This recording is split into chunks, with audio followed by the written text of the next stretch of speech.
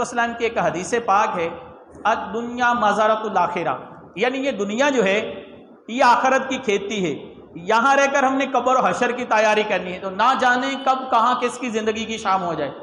ایک مرتبہ پیارے آقا علیہ الصلوۃ والسلام کی بارگاہ میں چند عورتیں حاضر ہوتی ہیں۔ میرے آقا علیہ الصلوۃ والسلام نے ارشاد فرمایا کہ اے عورتوں، جب تم سیدنا بلال رضی اللہ تعالیٰ عنہ کو اذان و اقامت کہتے سنو تو جس طرح یہ پڑھا کریں تم بھی دہرایا کرو۔ عورتوں نے عرض کی یا رسول اللہ صلی اللہ تعالیٰ علیہ وسلم، اس کے بدلے ہمیں کیا اجر ملے گا، کیا ثواب ملے گا؟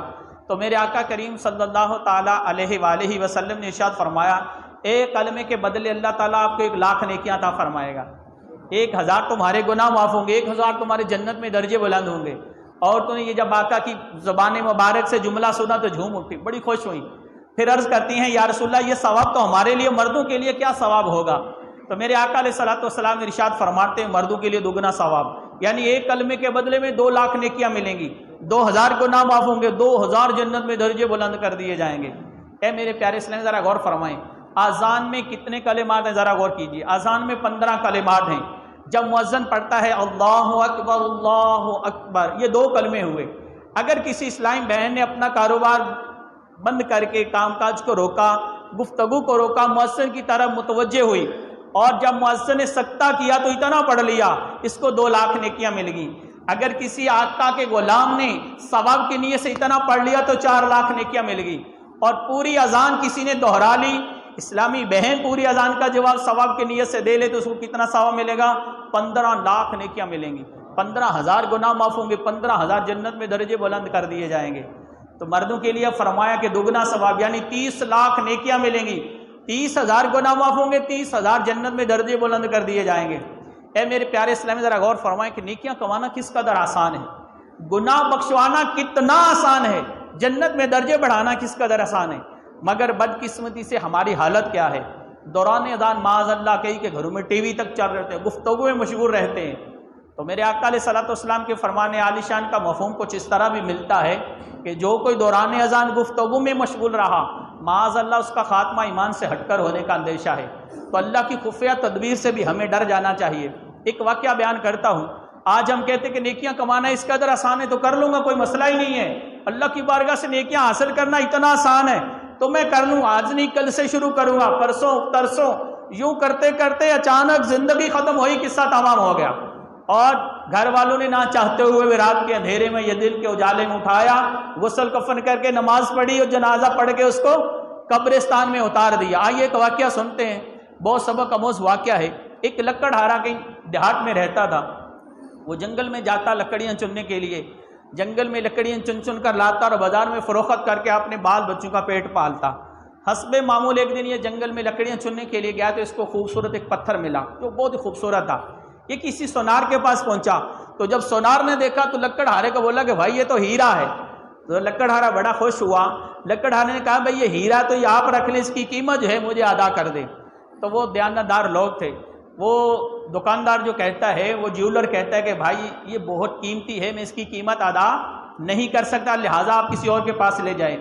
کسی اور بڑے مالدار دکاندار کے پاس پہنچا، اس کو دکھایا تو اس نے بھی یہی جملے کہے کہ ہیرا بہت قیمتی ہے، میں اس کی قیمت ادا نہیں کر سکتا۔ المختصر یہ سارا دن اپنی مارکیٹ میں بڑے بڑے تاجر، بڑے بڑے جیولروں کے پاس گیا، اس کی کسی نے بھی قیمت ادا نہیں کی۔ بات یہ طے پائی کہ اس کو خریدے گا تو وقت کا بادشاہ ہی خریدے گا، وہی اس کی قیمت ادا کر سکتا ہے۔ پیارے اسلامی بھائیوں، یہ لکڑہارا شام کو تھکا ماندہ گھر آیا، تھکن بھی تھی لیکن اس کی خوشی کی انتہا بھی نہیں تھی۔ کیوں؟ اس لیے کہ ہماری مارکیٹ میں اتنے بڑے بڑے سونار، اتنے بڑے بڑے جیولر جنہوں نے اس ہیرے کی قیمت ادا نہیں کی، جب مجھے بادشاہ اس کی ہیرے کی قیمت ادا کرے گا تو اس کا مطلب ان سب سے زیادہ مالدار بن جاؤں گا۔ تو رات، ساری رات، جب آپ کو بھی معلوم ہے کہ جب کسی کے پاس پیسے آنے ہوتے، رقم آنی ہوتی ہے، وہ صدرے باندھتا ہے، اپنے آپ کو خیالوں میں گھماتا ہے کہ میں نے یہ کام کرنا ہے، وہ کرنا ہے، یہ کرنا ہے۔ تو اس نے بھی ساری رات اپنے آپ کو خیالوں میں گھمایا، مکان بناؤں گا، اچھے لباس پہنوں گا، اچھے کھانے کھاؤں گا، یوں ساری رات خوشی خوشی میں اس نے ساری رات بغیر سوئے گزار دی۔ جب صبح ہوئی، ناشتہ کرنے کے بعد یہ ہیرا لیا، چلتا چلتا بادشاہ کے پاس پہنچا۔ جب بادشاہ نے دیکھا کہ ہیرا واقعی بہت قیمتی ہے، بادشاہ نے اپنے سونار بلایا کہ آپ بتا دیں ان کی کیا قیمت ہونی چاہیے۔ تو انہوں نے یہ طے پایا کہ بادشاہ آپ اس کو 5 گھنٹے مہلت دے دیں کہ تیرے خزانے سے جتنا چاہے مال و دولت اٹھا کے اپنے گھر لے جائے۔ جب لکڑہارے نے یہ بات سنی تو بہت خوش ہوا۔ اب بادشاہ نے اپنے سپاہی کو بھیجا کہ جاؤ میرا اس کو خزانہ دکھاؤ۔ اس کو بولا کہ 5 گھنٹے تیرے لیے میرے دروازہ کھلا ہے، خزانے کا جتنا چاہ اپنا مال اٹھا کے اپنے گھر لے جا۔ پیارے اور محترم اسلامی بھائیو، اب لکڑہارا اس سپاہی کے ساتھ گیا، ایک مکان، دوسرا، تیسرا مکان۔ جب اس نے دیکھا تو بہت خوش ہوا، دل میں خیال کیا کہ میں لکڑہارا ہوں، جنگل میں اتنے بڑے بڑے لکڑیوں کے گٹھے اٹھا کر لاتا ہوں، اور 5 گھنٹے جو بادشاہ نے مجھے ٹائم دیا میں تو سارا خزانہ اس کا خالی کر دوں گا، اپنے گھر لے جاؤں گا۔ اب کیا ہوا، یہ تھوڑا سا آگے چلتا ہوا، آگے کمرہ تھا، یہاں بادشاہ رات کو آرام کیا کرتا تھا، وہ بادشاہ کے سونے کا کمرہ تھا، آرام کرنے والا کمرہ تھا۔ اس نے دل میں خیال کیا کہ بادشاہی بستر ہے، اس پہ تھوڑا سا آرام کرتا ہوں، باقی وقت جو ہے مال و دولت اٹھانے میں لگاؤں گا۔ یہ سوچ کر یہ بادشاہی بستر پہ لیٹا۔ بادشاہی بستر گرم بھی تھا اور نرم بھی تھا، سردیوں کی راتیں تھی، دن بھر کی اس کی تھکن بھی تھی اور رات بھر کی نیند بھی۔ اب یہ بادشاہی بستر پہ لیٹا تو ایسی راحت آئی، ایسا سکون آیا کہ اس کو نیند آ گئی، ایسی نیند آئی کہ اس کے 5 گھنٹے پورے ہو گئے۔ ادھر سے بادشاہ نے اپنے سپاہی کو بھیجا کہ جاؤ دیکھو لکڑہارا کہاں تک پہنچا۔ جب لکڑہارا چلتا ہوا دیکھا آیا تو کسی نے کوڑی بھی نہیں اٹھائی۔ آگے پہنچا تو بادشاہی بستر پہ یہ غفلت کی نیند خراٹے مار رہا ہے۔ اے میرے پیارے پیارے محترم اسلامی بھائیو، ذرا غور کیجئے، بادشاہ کے سپاہی نے اس کو جگایا، اے غافل لکڑہارے، تجھے بادشاہ نے 5 گھنٹے مال و دولت اٹھانے کے لیے دیے تھے اور تو ہے کہ یہاں آرام کر کے 5 گھنٹے پورے کر دیے، لہٰذا اب تیرے 5 گھنٹے پورے ہو گئے، اب بادشاہ کے محل سے باہر ہو جا۔ اب جب اس کی آنکھ کھلی تو اب یہ پچھتانے لگا۔ اب اس کا پچھتانا کیا تھا، اب یہ ان کی منتیں کرتا ہے کہ 5 گھنٹے میں اگر میں مال اٹھاتا تو کتنا مال اٹھا کے لے جاتا۔ اے بادشاہ کے سپاہی تو ایسا کر، مجھے ایک گٹھڑی باندھ لینے دے۔ تو بادشاہ کا سپاہی کہتا نہیں، ایک گٹھڑی باندھنے نہیں دوں گا۔ کہنا ہے کہ جھولی بھر لینے دے، کہتا جھولی بھی نہیں بھرنے دوں گا۔ حتیٰ کہ اس لکڑہارے نے منت سماجت کرتے ہوئے کہا کہ ایک مٹھی بھر لینے دے، شام کو آٹا خرید کے بچوں کو کھانا تو کھلا دوں گا۔ تو بادشاہ کا سپاہی کیا کہتا ہے کہ میں بادشاہ کے حکم سے آیا ہوں، بادشاہ کے حکم کی نافرمانی نہیں کروں گا، جو بادشاہ نے تجھے وقت دیا تھا وہ پورا ہو گیا، اب بادشاہ کے محل سے باہر ہو جا۔ پیارے اور محترم اسلام، اس نے دھکے دے کر بادشاہ کے محل سے اس کو باہر نکال دیا۔ یہ غافل لکڑہارا روتا چلاتا خالی ہاتھ واپس لوٹا، ہیرا بھی دے بیٹھا اور کوئی دولت مال و زر بھی اٹھانے میں کامیاب نہ ہوا۔ اے میرے پیارے پیارے اسلامی بھائیوں، یہ بظاہر تو ایک حکایت ہے، ایک واقعہ ہے، اس کے اندر بہت سارے عبرت کے مدنی پھول بھی ہیں۔ وہ کیا ہیں؟ اللہ تبارک و تعالیٰ نے انسان کو جو زندگی دی نا، ایک ہیرا تو کیا لاکھوں ہیروں سے بھی زیادہ قیمتی ہے، اور ہم اس بادشاہ کے خزانے میں ہیں جو رب کائنات بادشاہوں کا بھی بادشاہ ہے، اس مالک حقیقی کے خزانے میں ہم ہیں۔ ہمارے پاس وقت ہے، 30 سال 20 سال 50 60 100 جتنی بھی اللہ تعالیٰ نے کسی کو زندگی عطا فرمائی ہے، یہ رب کے خزانے لوٹنے کے لیے ہمارے پاس وقت ہے، اٹھا لو جتنا چاہتے ہو۔ لیکن ہماری دوسری طرف حالت کیا ہے؟ لکڑہارے کی طرح کہتے ہیں کہ اب ٹائم بہت ہے، 5 گھنٹے میں تو بہت کچھ لے جاؤں گا، تھوڑی دیر آرام کرتا ہوں۔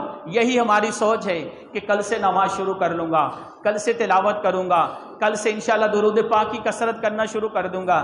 اے میرے پیارے پیارے اسلامی بھائیوں، کہیں ایسا نہ ہو آج کل پرسوں ترسوں کرتے زندگی کے 20-30 سال پورے ہوئیں، پھر ملک الموت علیہ الصلوۃ والسلام اللہ کے حکم سے آئیں گے، پھر یہ بندہ چلائے گا کہ اللہ کے فرشتے 1 منٹ رک جا، تھوڑی دیر کے لیے رک جا، رب کی بارگاہ میں سجدہ کر لوں، رب کی بارگاہ میں معافی مانگ لوں، توبہ کر لوں۔